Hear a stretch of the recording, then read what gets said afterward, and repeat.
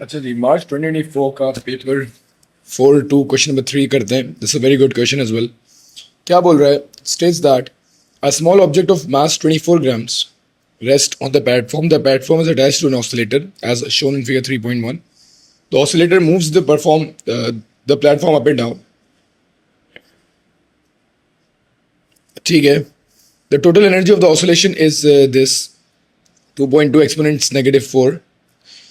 Total energy का formula अभी working करते हैं उस पर. ठीक है. One oscillation has travel the total distance of 14 millimetre. अच्छा बेटा, एक oscillator total distance let's say नीचे जाता है, back to its original position, फिर ऊपर जाता है एंड कम बैक.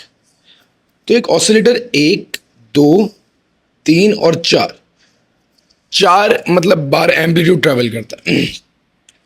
तो जब भी टोटल डिस्टेंस दिया होगा ना, टोटल डिस्टेंस याद करें, अगर ऐसे लिखता मैं 1, 2, 3 एंड 4, तो टोटल डिस्टेंस को जब मैं डिवाइडेड बाय 4 करूंगा I would get the amplitude.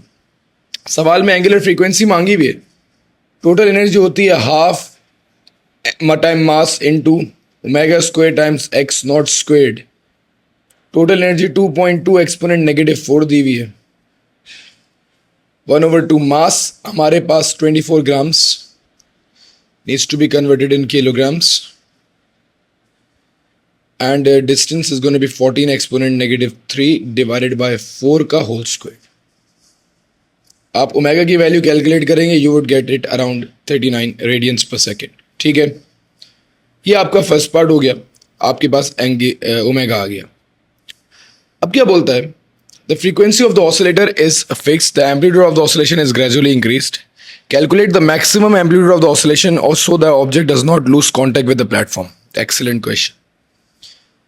बेटा, अगर कोई चीज इस पैटर्न में ऑसिलेटरी मोशन कर रही हो तो उसकी acceleration can not exceed free fall.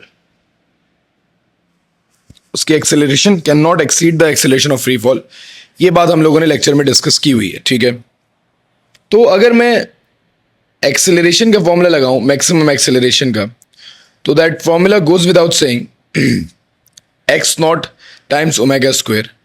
तो maximum acceleration x naught times omega square होती है.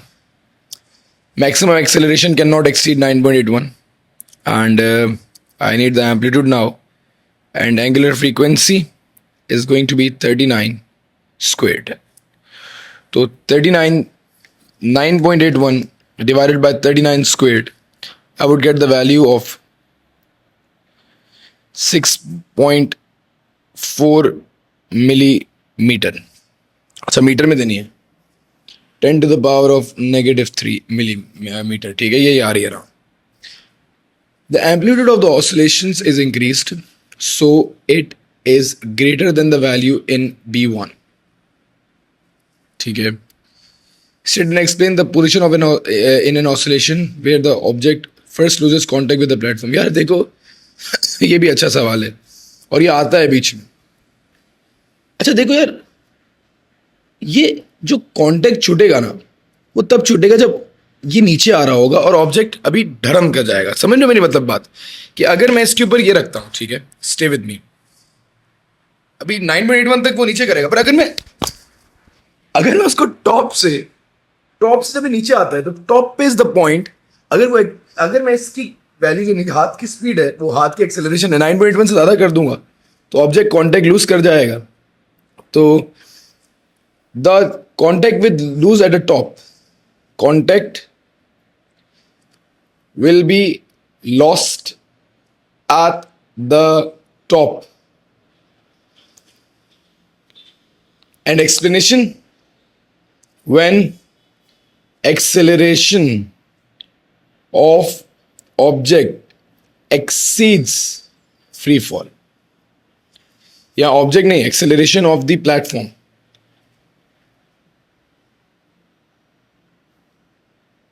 जब प्लेटफॉर्म की एक्सेलरेशन फ्री फॉल एक्सीड कर जाएगी तो then the object would lose the contact and definitely यही वाला काम होगा.